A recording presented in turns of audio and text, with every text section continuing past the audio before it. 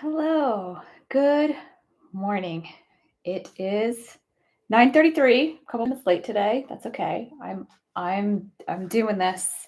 I'm doing this thing. Oh, let me turn on my mic for YouTube. Hi everyone. Good morning. Okay. So today I am exhausted. I'm completely obliteratingly exhausted today. We had such a great weekend. It was a great weekend. I have an almost 5-year old and he's exhausting, you guys. I love being a parent. And it's also really nice to drop him off at school on Monday, right? So, okay, today I'm going to talk about what am I going to talk about today? It's the hard part of going live. Pretty much every day of the week is coming up with new things to talk about. Okay, I'm going to tell a story about the first business that I created. I did this as a side hustle, and I was so afraid. I was so afraid that I wasn't going to have enough time because I was working a full-time job. I had uh, set, uh, I had some cash set aside, and I wanted to invest it. I did not know how I was going to invest it. I wasn't sure what I was going to do. I was scared, but I had this cash that I was sitting on because I worked in sales and I had earned it. I'd earned this money.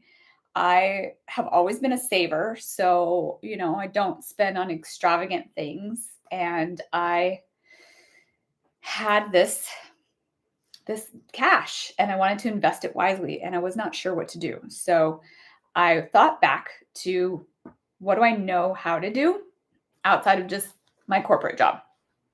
So the first thing I thought about was this concept of passive income. How many of us have heard about passive income? Okay, it is not passive. There's nothing passive about passive income. It's still, you're still running a business and you're still maybe not working in the business, but you're working on the business always. And that's okay. It was a great investment. It's the best thing I ever did. But I decided to invest in real estate because I knew that I know how to manage properties. That was my job in college, was to uh, flip the property to get ready for the next tenant. My parents owned trailers, and the rent that we got from the trailers paid for my books and my rent and my food. So my tuition was paid for by a 529. If you don't have a 529 for your kid, you should start one now. There's the best investment. And actually, with the new bills that just passed, it's a it's a great place to put money for your kids' education. So 529s, highly recommend looking into that for your kids. So I have a 529 for my 5-year-old, and it's definitely a great place to put your money. So I had a 529 in college and it paid for my tuition, but it did not pay for my books. It didn't pay for my rent. It didn't pay for my food. Nowadays, rules are different around 529s, but then it wouldn't pay for that. So my parents had these investments in trailers, but my job was to flip the trailers. Okay, so I had to clean the trailers. They were disgusting. I had to get them ready for the next tenant. I had to make sure that if a tenant moved out, that the trailer was, ready to go. So I had this experience in college knowing how to deal with rental properties. And so I wanted to, so fast forward, how old was I at this point? I wasn't even 30, in my 20s. And I had earned this money that I had saved and hoarded, and I wanted to invest it into a business. And I was not sure what to do, but I wasn't going to quit my day job. Okay. So I had a corporate career working in advertising. I worked in advertising.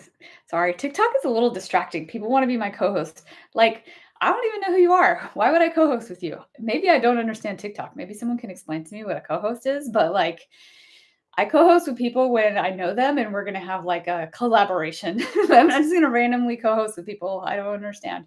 Can somebody please explain that to me about TikTok? Because I don't understand. Okay.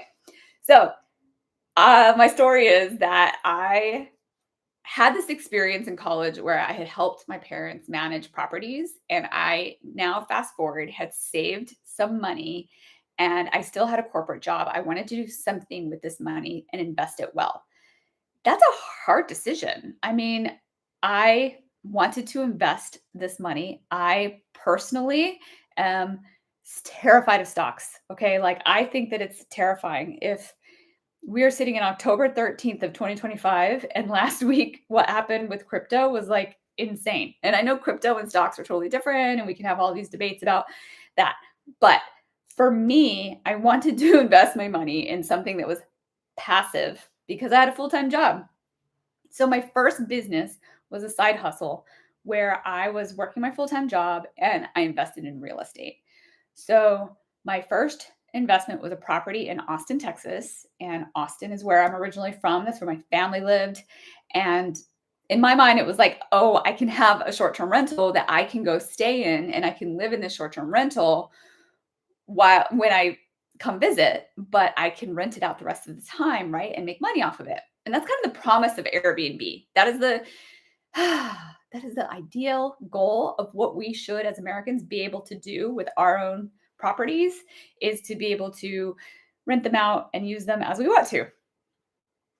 That is not the way it exists in the world. So I had to learn the hard way that there's licenses involved. There's only so many involved in certain cities.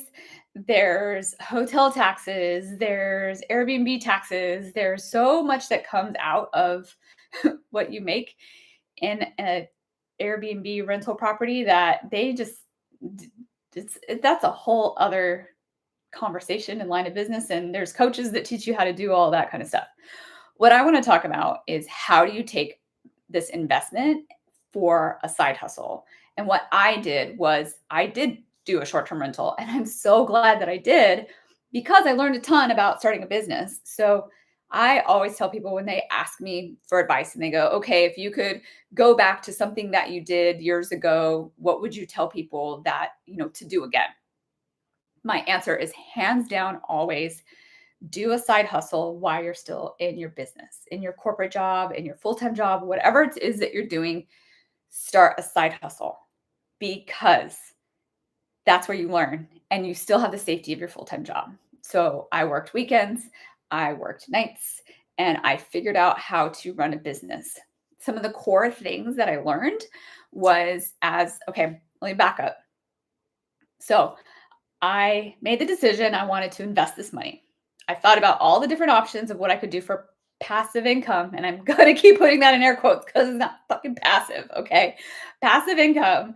And I had heard all about this, like short-term rentals, right? Investing in real estate. And you can do this on the side. Now, granted, I did do it on the side, and eventually I was able to like get it rolling really well. The problem is, it was in a city that basically decided to turn off Airbnbs, short-term rentals, blacklist it, change it. It's the city I live in now is very much the same. Cities across the country are just getting rid of it. So that's a whole other conversation about short-term rental laws. And there's people, again, who will coach you on how to do that. But I decided I wanted to do that as my first side hustle. And I bought a property in Austin, Texas, and I live in LA. So not even the same state. But my goal was to try to figure out if I could run a business while I had a full-time job. I wanted to learn how to run a P&L, how to have a business line. I created a corporation. So I created myself and a hub as a corporation. All of these things that I had to do to own a business. I'm not even going to air quote that. I own a business. And I learned how to create a business while I still had a day job. And I just hands down recommend that to everyone. So I decided, I had this history of managing properties in college. I helped my parents with their rental properties. So I knew I could do it, but I wasn't sure, especially different states, how hard it would be. Well, I bought a house sight unseen. Now, granted, my parents lived there, so they went and looked at the house. I worked with a real estate that was a part of the family, a real estate agent, and bought this house. I had never seen the house. Okay. But while I was still in LA, I got the blueprints of the house. I measured, like I had all the measurements of all the rooms, and I planned meticulously every single piece of furniture at night after work. Okay, so this is after work. I have a full-time job. I'm working in advertising. And after work, I would come home and I planned out, okay, this is the day I'm going to close on this house. This is how much money I had to put on the house.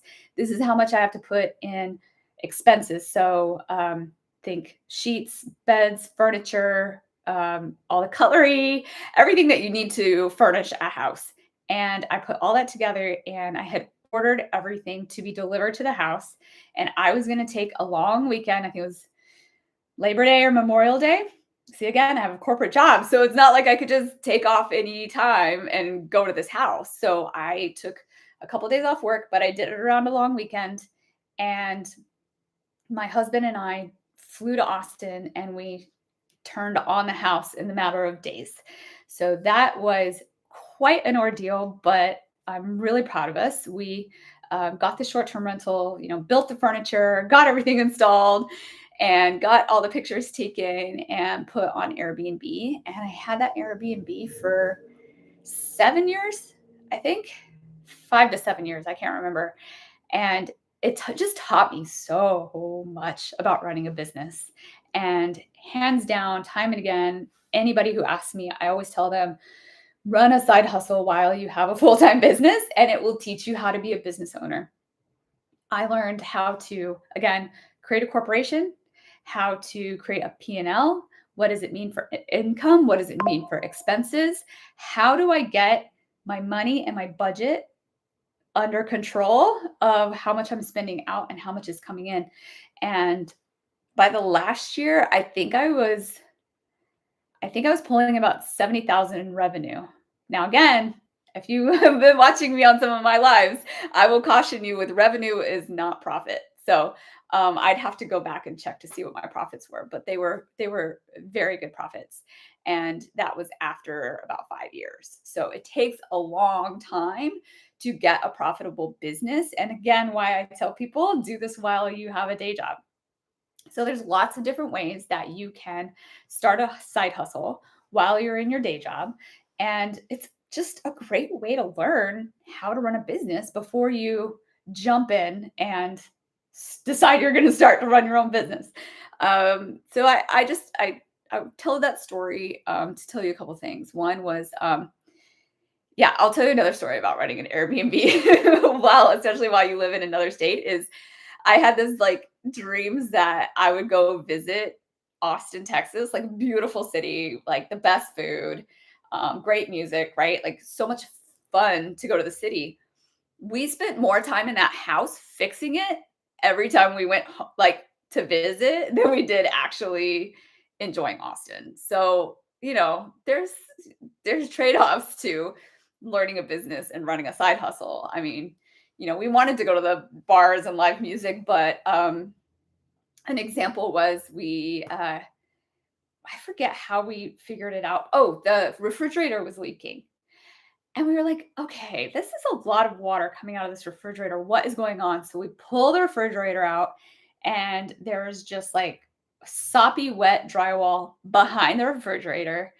And it's like falling off. We're like, what is going on? We go around. The living room was on the other side of the kitchen, pull the couch out, and the water had penetrated the wood floors in the living room behind the couch, and it had rotted it out like planks, like, I don't know, foot deep and like 3 feet wide. So we had to rip out the floors. We had to go find a wood match somewhere at a flooring store in Austin. We had to figure out how to get it to match up right, glue it back down, fix and patch the drywall behind the refrigerator, fix the refrigerator and figure out why it was leaking like that. And all of this took, a day and a half because we have to drive around all these flooring stores. We have to figure out how to match the flooring. Like that's a lot of work for a fun weekend that we were going to go hang out in Austin because our Airbnb had stuff that went wrong with it. And that's like one story about the refrigerator leaking onto the floor. So it's not glamorous to start a side hustle while you have a day job. And doing something like that was a big undertaking. So as my first business, I tell people like this idea of passive income and short-term rentals is definitely a lot harder than just, oh, you're going to go buy the short-term rental property and people are just going to rent it and you're going to make all this money. Like the people who tell you that are fucking lying. Owning a short-term rental is a lot of work. However, I learned so much and I would never ever like not have done that again because I learned so much about running a business, how to build a profit and loss sheet, how to build a corporation, how to run money, how to understand investments, how to market the property. I mean, that included like the Airbnb listings, the photos. I made Superhost, so you had to keep Superhost. Every quarter, you have to keep doing things in order to keep Superhost. And then I applied to become a plus listing. So I became an Airbnb plus listing. And so all of these things are marketing and how to market your property. I bought a property that was close to fun attractions for Austin. So it was close enough to, a football stadium. It was close enough to the Formula One. It was close enough for South by Southwest. Like all these things were in the marketing of the way that I marketed this property. So basically my point of what I wanted to talk about tonight is that, and what my content is having worked in corporate for 20 years. Okay. I climbed the corporate ladder. I worked in New York, LA, Detroit. I've worked in all of these places. And I learned so much by starting a side hustle, building businesses on the side while I had those jobs in order to then be able to now launch my own business. So as a business owner who doesn't have a full-time job, I understand so much more about how to build businesses. And so how to think about your money, how to, there's just the fundamental things of it. There's understanding your money. That's the most important thing. And I feel like people don't talk about this enough. They're like, yeah, again, you can just go buy this short-term rental property and throw it up on Airbnb and you're going to be making all this money. No, it's a lot of work. And similarly, right? Like coaches and coaching, like just watch my video and I'm going to teach you all the secrets. How to do it behind the curtain. I mean, you still have to do it. You have to do the work. I've done so many coaching programs and now I'm starting my own coaching program. And yeah, I'm going to give you a lot of information, but you have to do it. You have to actually do it. And that's the hard part. Okay. And it's definitely the hard part to do it while you still have a day job. Okay. But again, I will echo this over and over again. Buying that house in Austin was the best thing I ever did. It taught me a lot of grit. It taught me how to run a business, how to create a business, how to run a P&L.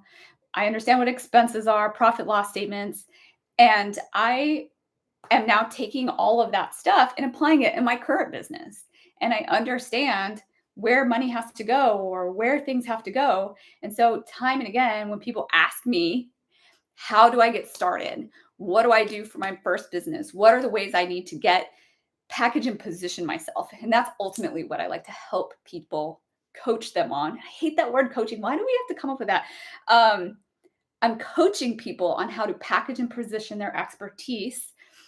But it's more accountability. Like you can go ask ChatGPT all day long. Help me write a P&L. Okay, go ask ChatGPT, please. It will give you a form. It will show you how to do it. You can Google this, okay? But having somebody accountability wise show you how to do it, how to package and position yourself, and then ultimately how to market yourself. Okay, what types of products are you marketing? How are you positioning yourself? You can create the best package, but if you don't position it right, you're not going to get the sales. Okay, so these are the two different components, packaging and positioning, that I help my clients with.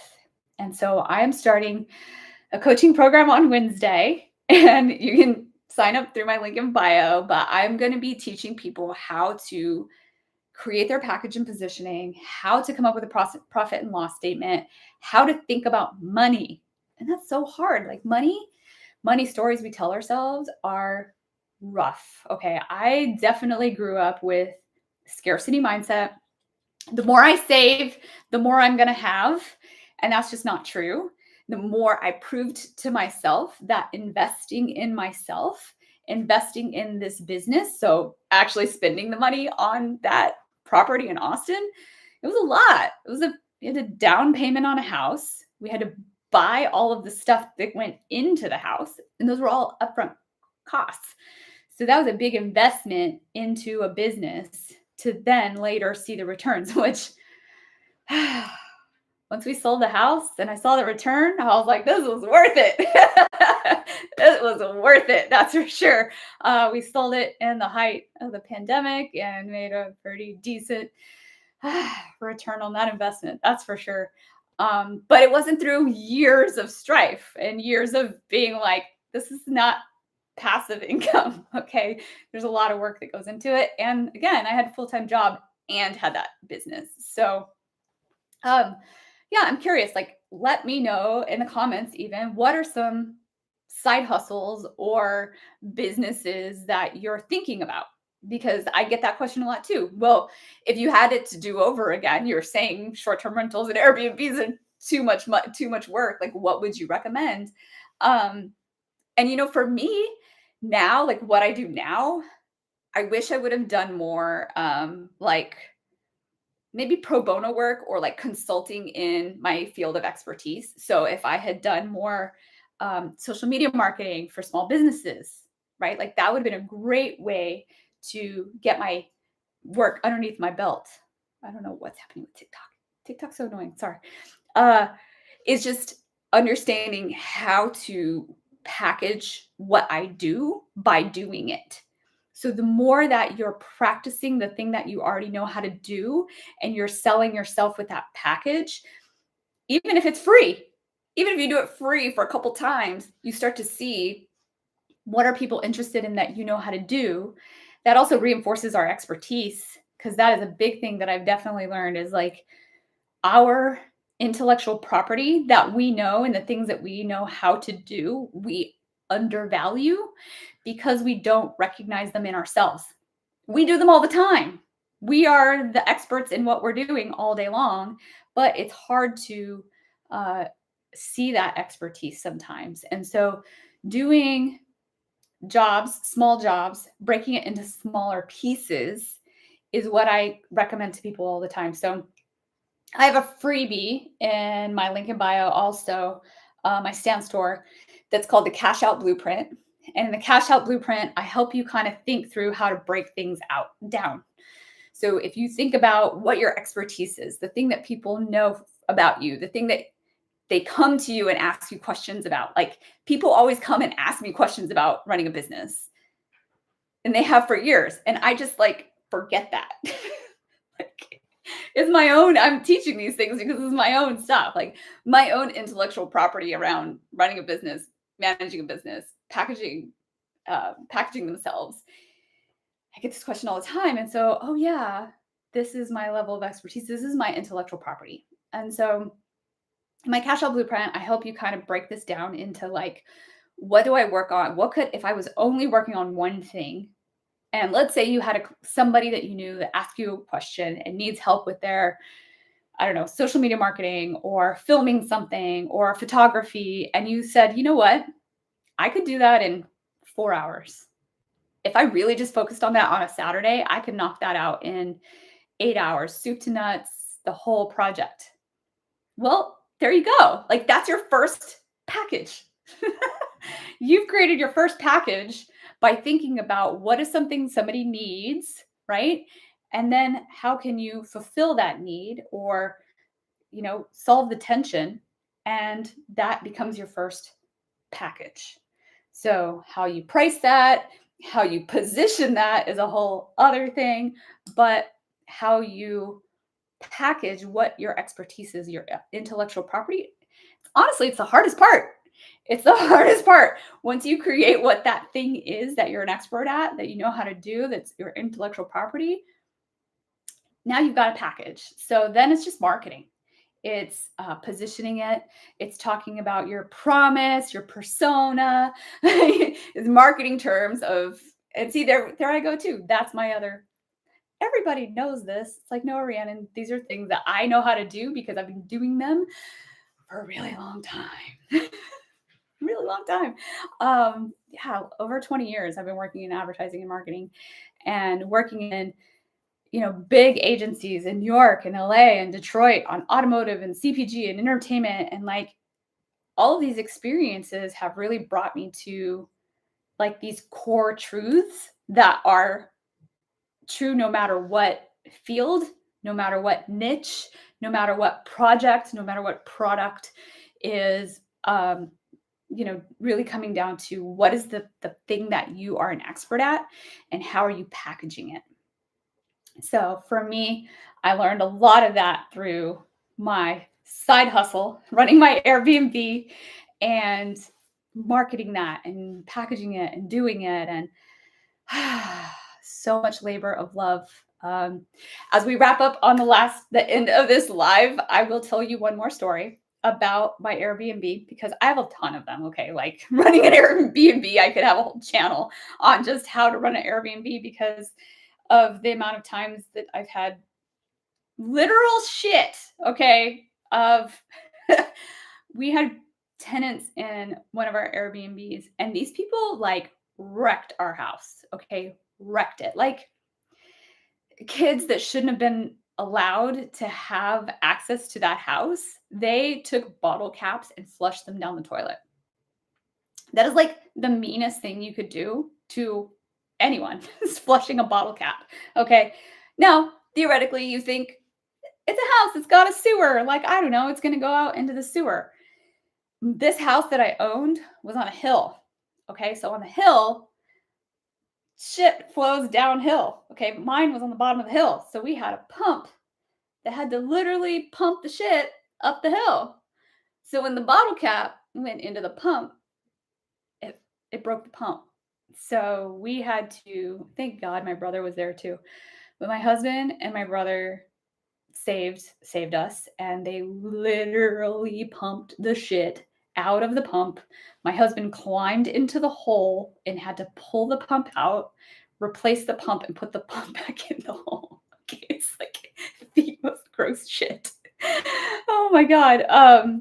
But we fixed it. We had to do it. We had to fix it in this weekend. That was our time off because this was supposed to be our vacation, is to come hang out in Austin and do all the fun things. And after that experience, we just wanted to go home and go to sleep. So I'm wrapping up my live today. I'll not be on tomorrow. I have a mom duty thing tomorrow, so I will not be on tomorrow, but I will be on 9:30 the rest of this week. And I really appreciate everyone coming, and I look forward to having you more. Ask me questions. Please put questions in the comments, and I will answer them on my lives. Okay. Thank you, everybody. Bye.